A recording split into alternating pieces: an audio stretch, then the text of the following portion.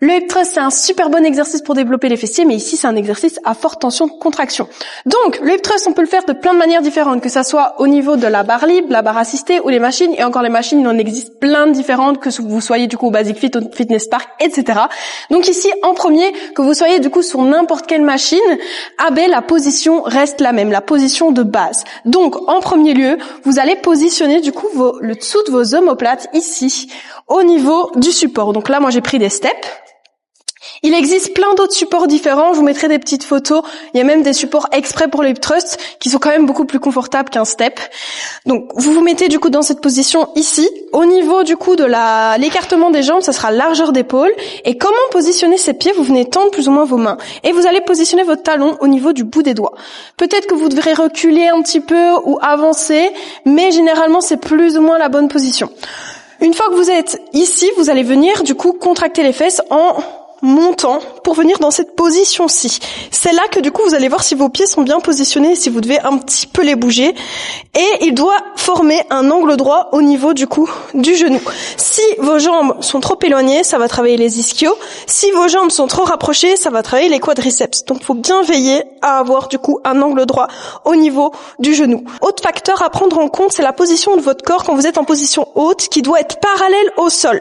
Si c'est pas le cas, je vais vous expliquer comment régler ça. Donc imaginons que vous êtes dans ce cas-ci, où là vous voyez bien que mon corps est pas parallèle, mais mes genoux sont plus hauts que mes épaules. Ça veut dire que du coup ici, mes jambes sont trop hautes. Donc soit vous retirez le step, ou soit vous allez mettre un step supplémentaire ici. Par contre, si c'est l'inverse, on peut voir ici que c'est le cas, que ce sont mes épaules qui sont plus hautes que mes genoux.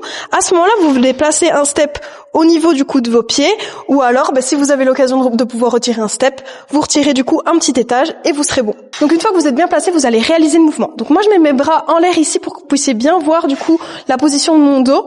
Mais normalement, vos bras, ils sont au niveau du coup de la barre qui est au niveau des hanches ou alors du mousse si vous êtes sur une machine. Mais moi, je vais mettre mes bras ici. Donc, quand je suis dans cette position ici, je viens descendre mon dos qui reste droit avec ma nuque qui est dans le prolongement de mon dos. Donc je vais pas mettre ma tête ici. Donc, au niveau de la position du dos, c'est comme ça. On est toujours droit, qu'on descende ou qu'on monte. Donc une chose que je veux pas voir, c'est la nuque qui reste là. Ou alors, c'est un creux qui vient se faire ici. Donc vous faites un creux lombaire. Donc c'est pas ça du tout, d'accord? Donc ce mouvement-là, il est pas bon. Vous allez vous faire mal ici dans le bas du dos. C'est vraiment pas bon. C'est tout le corps qui suit le mouvement. Et vous avez une grande amplitude de mouvement. Donc on fait pas ça. D'accord? Le hip thrust, ça descend presque juste en bas, on va pas déposer les fesses, donc ça descend presque jusqu'en bas, et puis on remonte, en contractant les fesses. Hop, on remonte. Donc lors de la position de la remontée, vous allez contracter les fesses, et vous allez pousser sur vos talons. Donc hop, comme ça on va encore plus ressentir les fesses. Voilà. Donc ici, ça, c'est le bon mouvement et c'est un mouvement que vous devez réaliser, que vous soyez sur la barre assistée, la barre libre ou alors les différentes machines. Donc d'ailleurs, en parlant de ça, on va voir comment ça se passe. Bon, du coup, pour le hip thrust avec la barre, on se munit du coup d'une barre, de disques assez larges parce que si on prend des disques avec un petit diamètre, en fait, la barre, elle va pas savoir passer au-dessus de vos jambes et pour le placement du départ, c'est assez compliqué. Et ensuite, on prend un mousse. Si vous avez pas de mousse, vous prenez un tapis, il y a pas de souci. Comme ça fait pas mal la barre au niveau des hanches ici.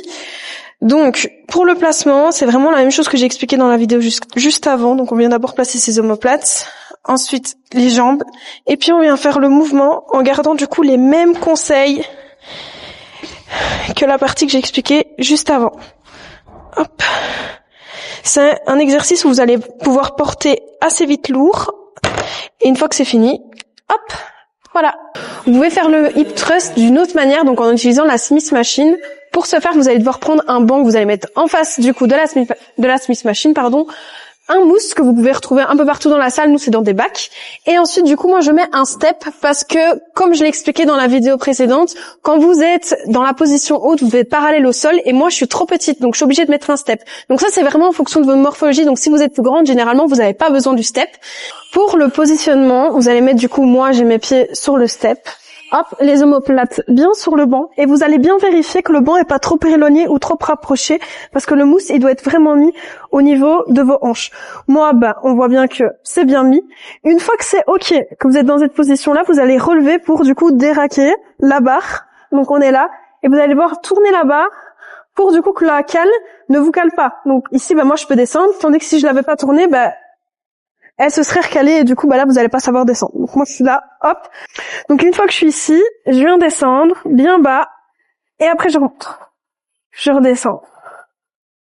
Et puis je remonte. Hop. Avec une bonne amplitude, on contracte les fesses en haut du mouvement.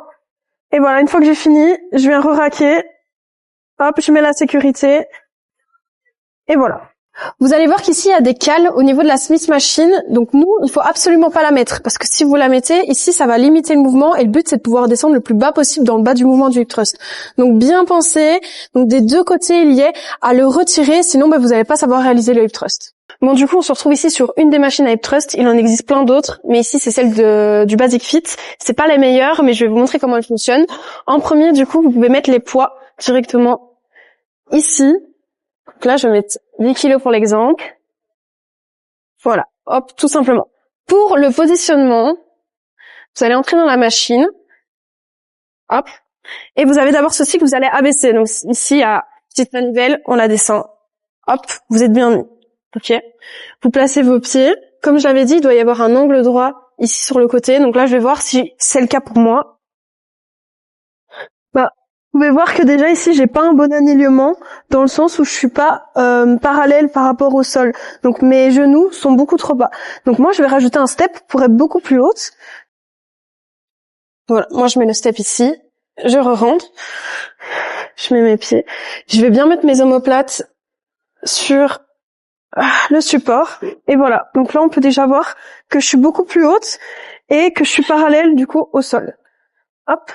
Pour retirer la sécurité, parce qu'ici vous voyez bien que je peux pas descendre plus bas, vous poussez du coup le mousse vers le haut avec votre bassin, et là la sécurité elle est censée se retirer toute seule, et là vous allez du coup voir commencer votre mouvement du hip thrust, comme je l'ai expliqué dans la vidéo précédente, et quand vous avez fini, vous reprenez la poignée, vous la tirez vers vous, hop, et voilà, ici maintenant, la machine ne vous tombera pas dessus, et vous pouvez vous retirer.